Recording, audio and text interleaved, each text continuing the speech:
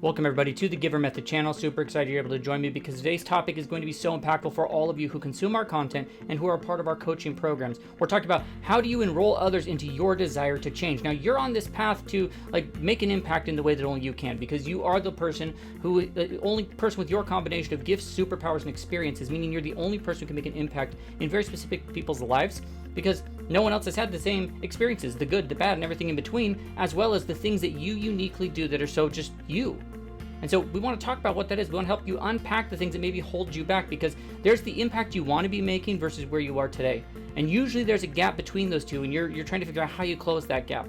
Or in some cases, you have a desired future you want to get to.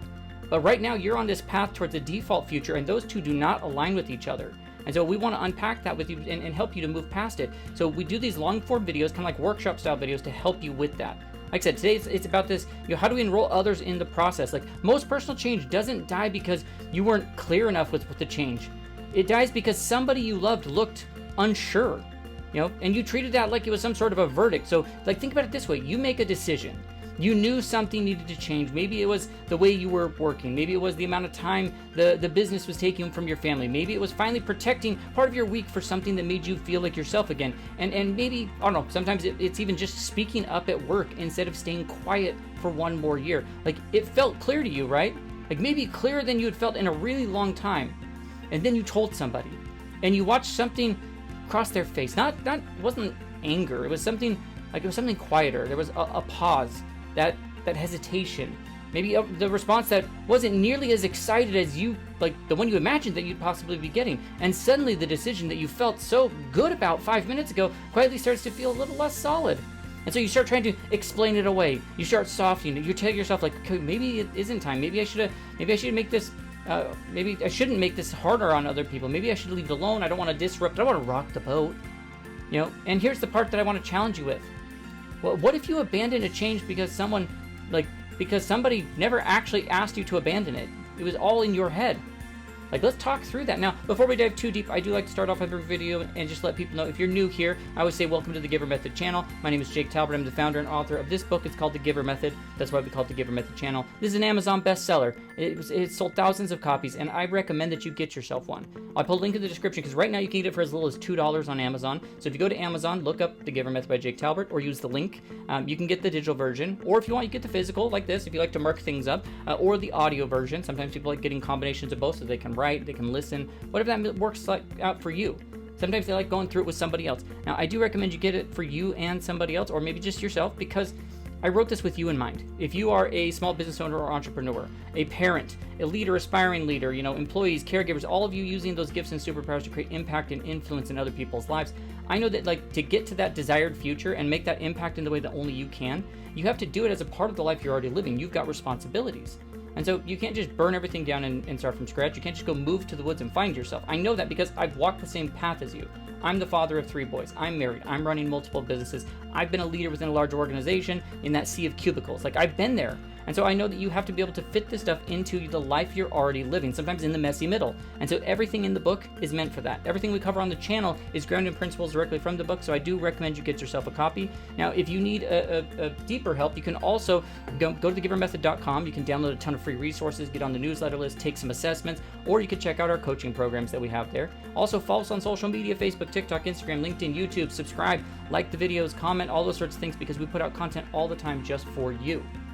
Now, a big part of what I do is help people discover their gifts that are already inside them, to use those gifts in ways that matter, and to build deeper relationships without losing themselves in the process. And that's exactly why this conversation is going to matter so much, because personal development talks constantly about making the decision. Choose yourself, set your boundary, start the business, change your role, make the move, go after the thing. That's what a lot of it will tell you. But almost nobody talks about what happens after you make that decision, and you have to walk back into your actual life and tell the other people around you. Your life has people in it, right? People who love you, people who depend on you, people who build their routines around the way that you show up and what they know about you.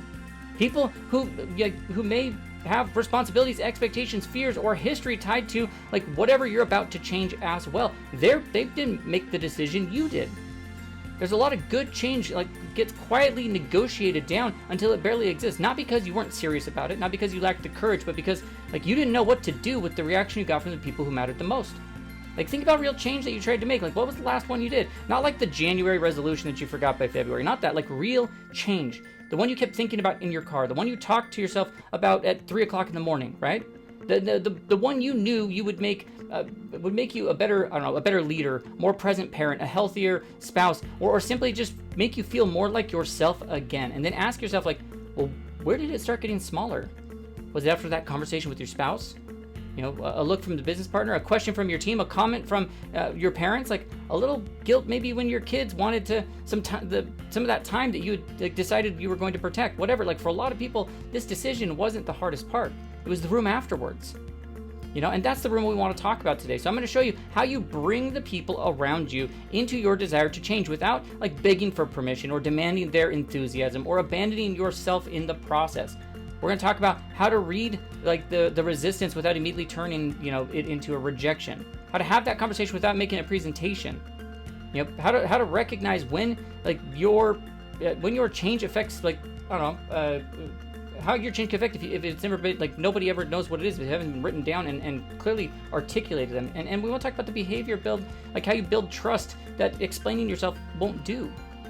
Now, I want to make one thing clear before we get into any of that. Like, respecting the people your change affects is not the same thing as handing them veto power over who you're becoming. Like, that's not what this is. You don't need permission to grow.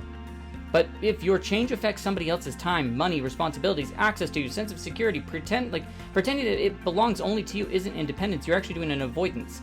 And that's going to create some tension. Now, for some of you, like, you already know, like, this video is going to hit something bigger for you than you could pick up off just a YouTube video. Maybe you're trying to make changes for years, you know, and you keep slipping back to the same patterns, you know, because nobody's helping you make the change long enough to make it a part of your life. If that's the case, you should definitely go to thegivermethod.com or use the link in the description and go check out our Ignition Accelerator coaching program. It's a 90-day program designed to help you turn what you know needs to change into something that you actually live day by day. Now, for others, this is going to go much deeper than like one thing. It's in your leadership, your business, your marriage, your family rhythms, your responsibilities, your systems, your CRM, software, all those sorts of things, the way you keep showing up. Well, guess what? I've been coaching not only individuals on things like the Giver Method, but I've been coaching business owners in systems, software, process, teams, cadences, values, vision, their own personal development. I've been coaching people on that for over a decade. So we brought both those things together, the personal work and the business work, into the full stack partnership. You know, it's a deeper, ongoing private coaching where we work on the personal, the relationships, the practical execution within the business without pretending that they're separate problems. I'll tell you about more of those programs later. For now, like, there are two things I want you to carry in like the rest of this video. First, like, do not confuse somebody else's hesitation with proof that there's something like they're against you. You know, you don't know what the hesitation means. That's important. The second, don't confuse enrollment with permission. Enrollment is an invitation. It's giving the people who matter a real chance to understand the change, experience it, and decide how they want to participate. It does not require you to hand them ownership of your future at all. You know, and if you made big promises before, if you've gotten, excited about the new business, the new routine, the new plan, the new version of you, 3 weeks later, like everybody else had to deal with all the fallout from it, like, well, we're going to deal with that too. Because sometimes, like, skepticism you're like frustrated by has a history. And you don't have to be ashamed of the history, but you have to be willing to own it. You know, everything we covered today, once again, fits inside of the, how you enroll people as a part of that. We're going to go through principles that dive deep into that. You know, I want you to first, like, let's just start simpler. We're going to start in the first place and go back to, like, where it starts. Like, we're going to talk about the pause, the hesitation. Like, before you decide what it means, like, and create a verdict behind it, let's find out what it might actually have been happening in that moment. And so the first principle we're covering, maybe they're not against change. Maybe they're just afraid of what it's going to cost them. You might have spent years like resenting someone for who has actually just been scared. And so I want you to think about that for a second, because like when somebody hesitates after about a change you're trying to make, it's really easy to be like, well, they just don't support me. And that may not be true. That may not be what they're saying at all. What they may actually be saying is like, I don't know what this change means for me. And if you're changing your business, like your partner may be wondering about the money. You're protecting your time. Your team may be wondering about losing access. You're finally making room for something that matters. Your spouse may be wondering what that means. People want to know. They want to know if they still get you, if they get what they expect. And that's why I want to stop walking into these conversations like, how do I get them to support me? That's not it. I want you to ask the question of like, what are they afraid they're going to lose? So let's work through some steps on that. You first start by running a loss inventory before you talk to them. You know, take the people who are actually going to be affected by the change and write out one sentence from their perspective. If this change happens, I'm afraid I'll lose, and put in what you believe it will be. Their time with you, financial security, predictability, access, whatever it is. You know, don't worry about it being right yet. You're probably not going to be right, but like that's actually part of the exercise. And then write it in their voice. Don't put like, my spouse is probably worried about money. Write it as if you were your spouse. I'm afraid this means we're going to be financially stretched again. You feel the difference? The first version lets you analyze them from a distance. The second forces you, even for a minute, to sit like on their side of the table and experience what they're experiencing. Then you want to go find out if you're right. Weird concept. You know, most of us mess this up. We guess someone will be afraid of, and then we answer our own guesses. Well, don't do that. Take it to the actual person. You can literally say, if you want to write this down word for word, you could say this: hey, I've been thinking about how this change might affect you, and I'm wondering if part of you is worried that blank, whatever you thought. Am I getting that right? And then listen. And if they tell you that you're wrong, good. You just discovered that the speech you've been rehearsing to solve the problem is something you didn't have to do. That's useful information. Sometimes it helps to build a change impact map. You take it one step further. For each person this change affects, ask what's actually changing for them? What could they lose? What could they gain? What do I need from them? What might they reasonably need from me during that period? Because like the answer for your spouse may be completely different than the answer for your team. Your spouse wants reassurance around time. Your business partner wants to understand the risk. Your team wants clarity about their responsibilities, what they'll look like now. It's the same change but different conversations. That's a very big deal because some of you have been preparing one really good speech and planning to deliver to everybody. Don't do that. Now go through and make an unchanged list. Before that conversation, write down maybe 10 things this change does not change. What's not affecting? Yeah, 10 of them. Come up with 10 of them. Because like if I tell you to write a few, you're going to write 2. You know, you're going to feel good about yourself and move on. What stays? Like what, think about like, you know, what's going to stay? You know, your commitments to your marriage, financial guardrails, Sunday dinners, you know, time protected with your kids, the promise you made to your business, like whatever, write these things down. Then when you have the conversation, say at least 3 of them out loud. These are not going to change. Because like here's what I've learned. Sometimes telling people what isn't changing gives them more security than spending 20 minutes explaining what actually is. You know, think about the why. If someone sees one part of your life moving that doesn't then they don't know where that movement stops, their imagination starts filling in the blanks. So give them the solid foundation to stand on. You know, hey, I want to change this, but I also want you to know these things aren't changing. That's all it comes down to. It's super easy to start that conversation. Like this is especially important if you're the person who has a lot of people depending on you, which most of you are, otherwise you wouldn't be watching this video. Now the second principle we want to cover. You have to stop preparing the speech, you have to prepare the question. Think about that. You've been trying to win the conversation that you was never supposed to be an argument or a debate. I think a lot of capable people, like they get themselves into trouble with this.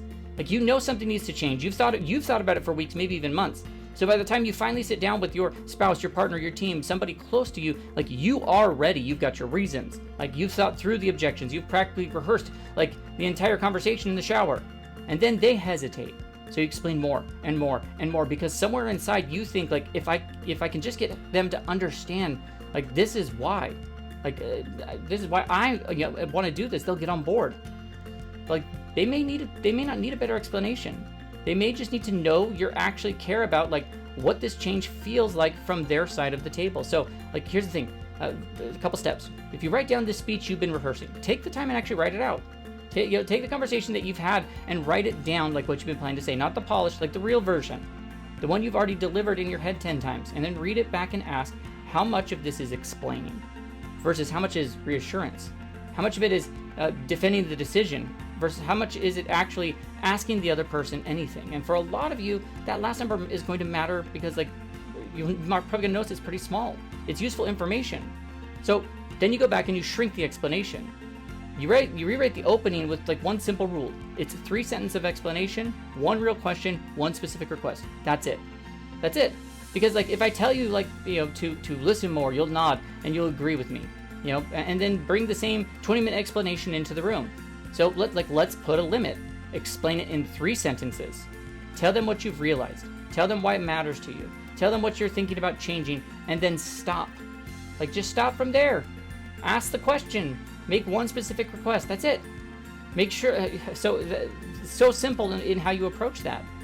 Then make sure your why doesn't quietly blame them. This is an important one. It matters a lot, because like if you think the sentence, think through this sentence. If you're like, hey, I want to make this change because, and then write out whatever it is, and look back and look for any blame. I want to make these changes because nobody appreciates how much I'm carrying. Versus, I realize I'm depleted and I want to change how I'm showing up so I can be more present. Same desire for change, but completely different experience for the person who's hearing it. One is going to ask them to defend themselves. The other is helping them understand your side of the table. Then name the fear that you think like they might have.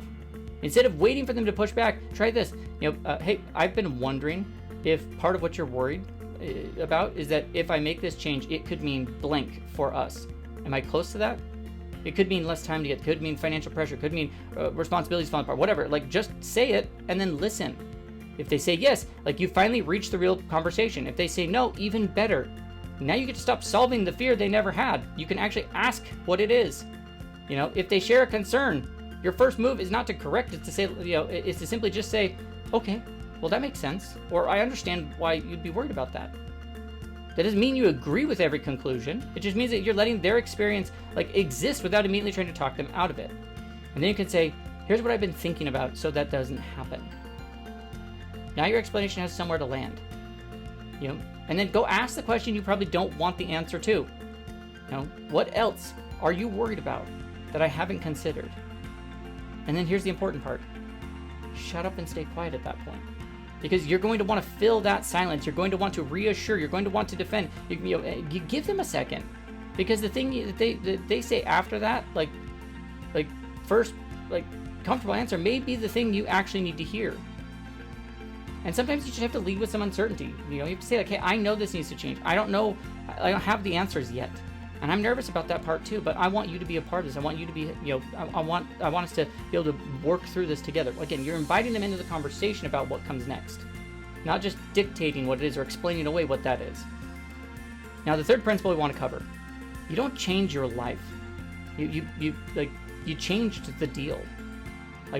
And so there may be an agreement running your relationship that nobody actually ever agreed to, and that's something I talk about a lot in videos. Something that I want you to think about. Every long-term relationship eventually develops rules that nobody sat down and actually wrote out. I work late, you get to handle the evenings with the kids. I make big decisions. You keep everybody connected. I solve problems. I'm the one who never needs help. I'm the one that does this. You're the one that does that. Blah, blah, blah, blah, blah. Nobody signed that agreement, but everybody learned their part. And this is where personal change gets messy. You think you're saying, I need to change something about my life, but your spouse, your partner, your family, your team, whatever, they're hearing something you've depended on for 6 years is about to change. Well, that's a very different conversation, and it explains why change seems to be completely reasonable to you, but their reaction may feel totally different. It feels bigger than you expected. So here's what I want you to do. First thing, name the old deal before you introduce the new one. Before you explain what you want, say what has been true. Something like, hey, the last 6 years, the deal has basically been I handle the business, you handle most of what happens at home. And I want to change how I'm working. I realize I can change things, I realize that that change changes things for you. Can we figure out what that better version looks like together? And then just notice how that's different. You're no longer asking them for approval of a decision you already made. You're acknowledging that they live inside the consequence.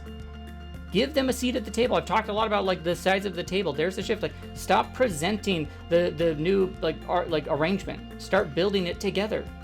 Ask them what would need to be true for this to work for you? What part of our current arrangement do you actually want to keep? What would make this harder for you? What would make this better?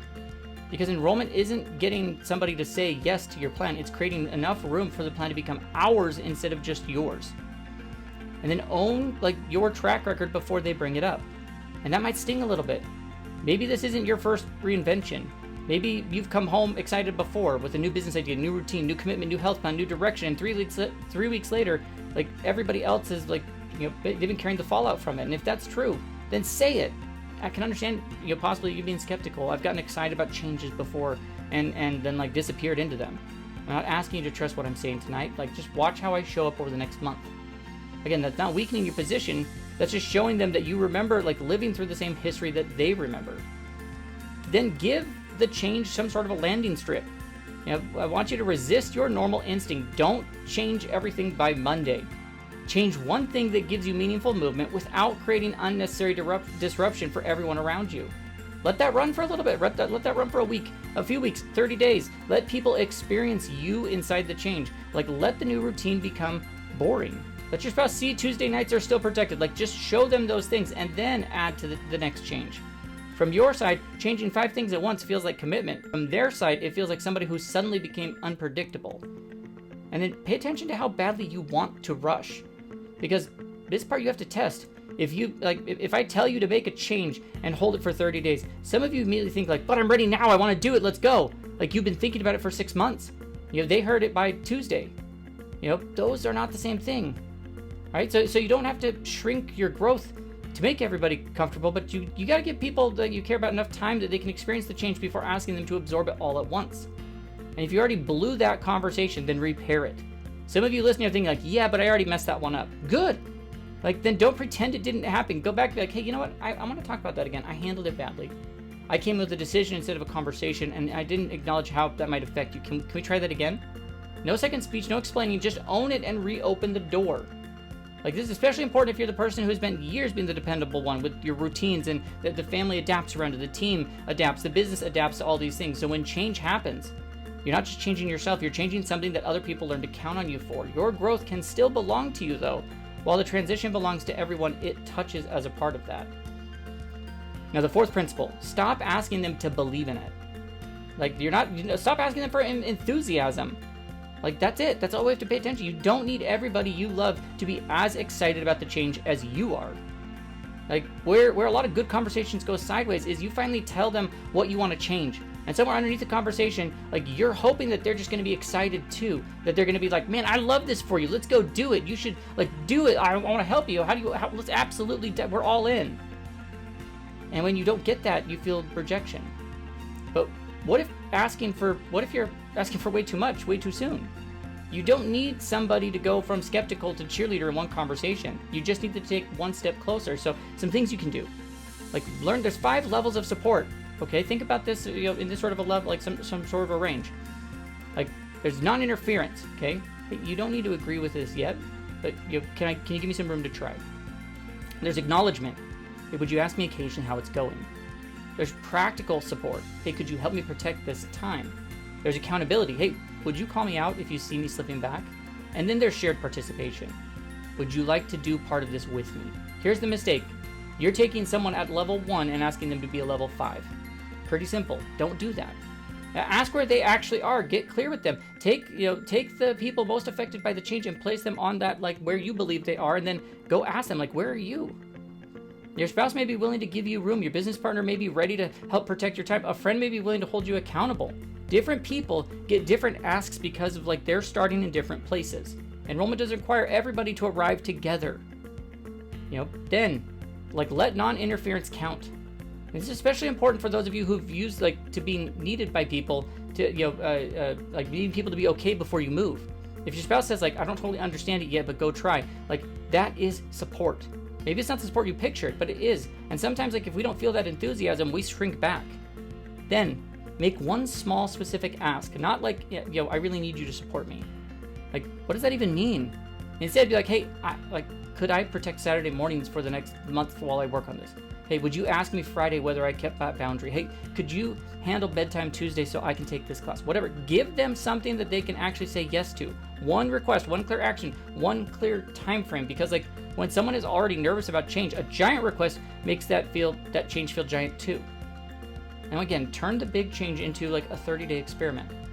It might be one of the best things you can do if resistance is high. Stop announcing forever. Be hey, for the next 30 days, I'd like to try this. Here's what I'm changing. Here's what I'm not changing. At the end of the month, let's talk about what's working for both of us. That feels completely different. Nobody is asking their approval for the rest of their life. We're not looking for that. We're just asking them to experience it for the next 30 days. And then if talking keeps going badly, then write it down.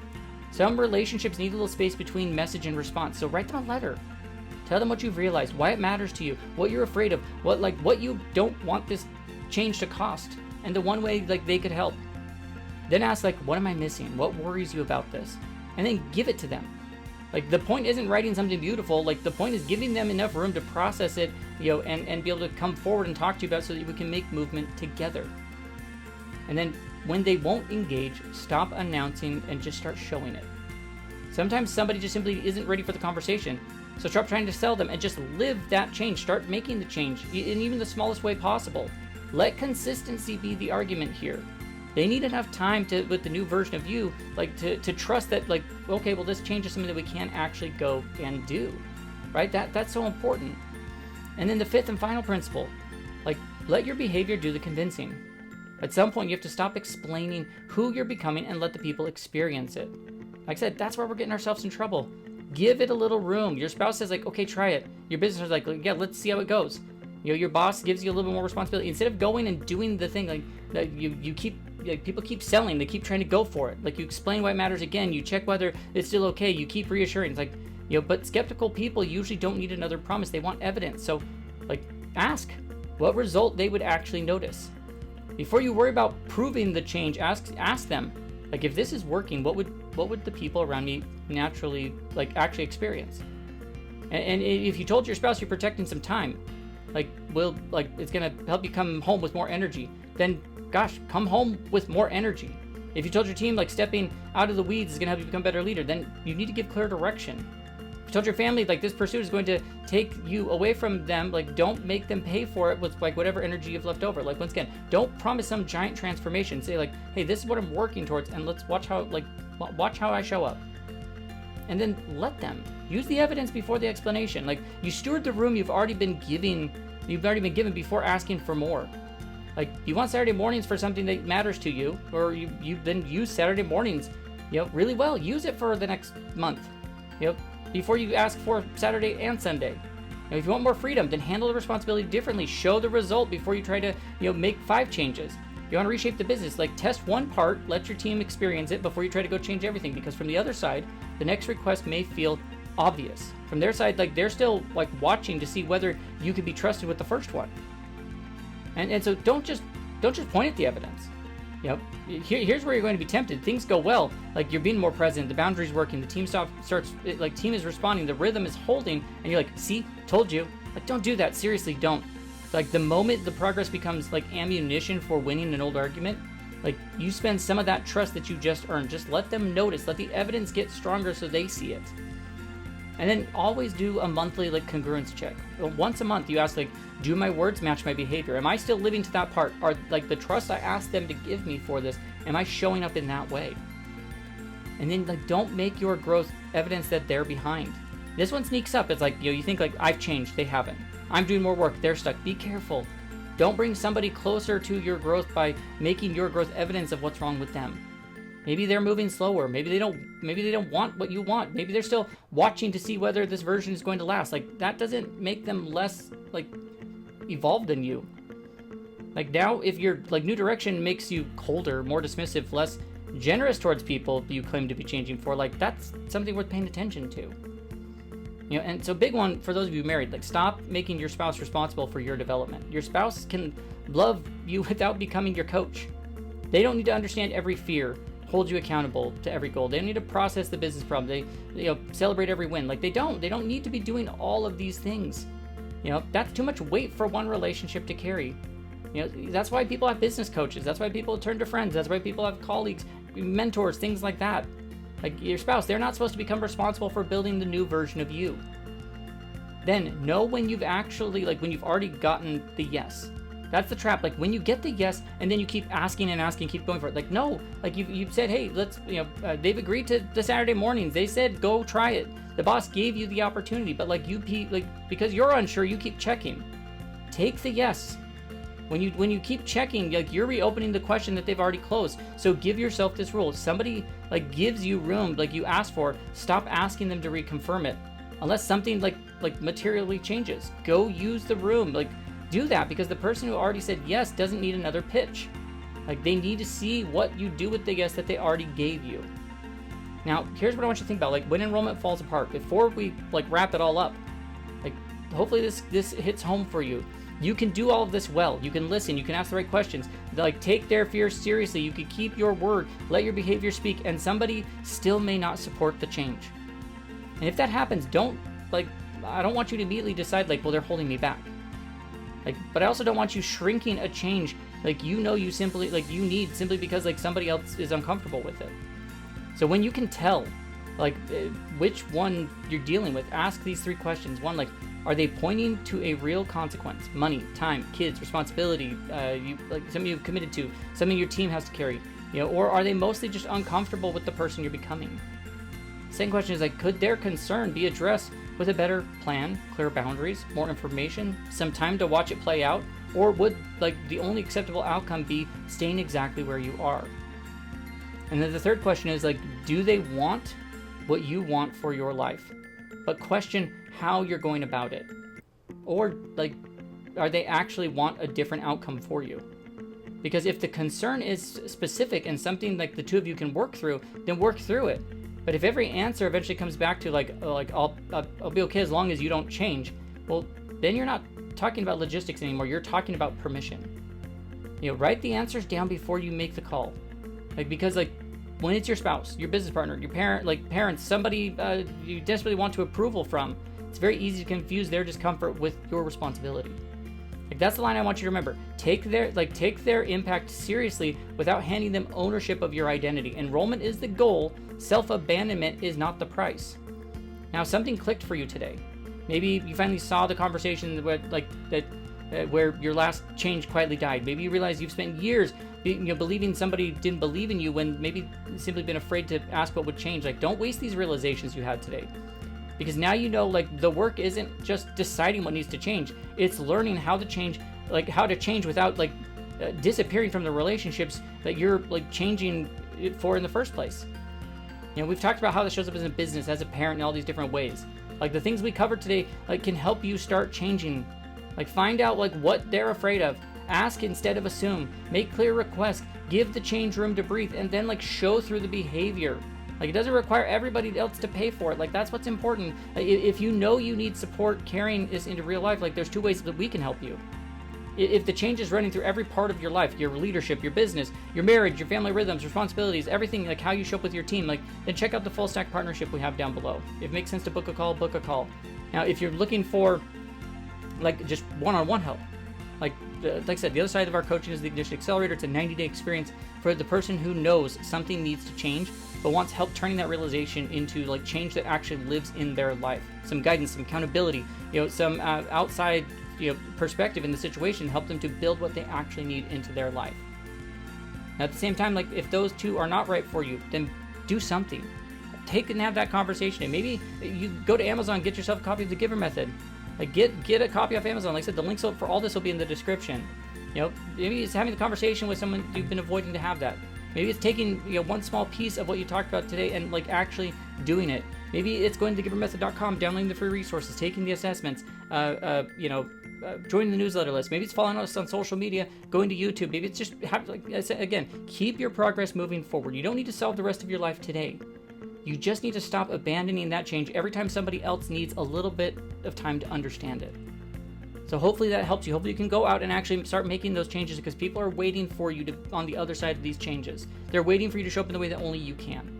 Thank you so much for taking the time to join me today and investing this time in yourself. Feel free to check out the other videos on the channel. Feel free to check out all the links in the description, including thegivermethod.com, and hopefully we'll catch you in one of our upcoming videos. Have an amazing rest of your day.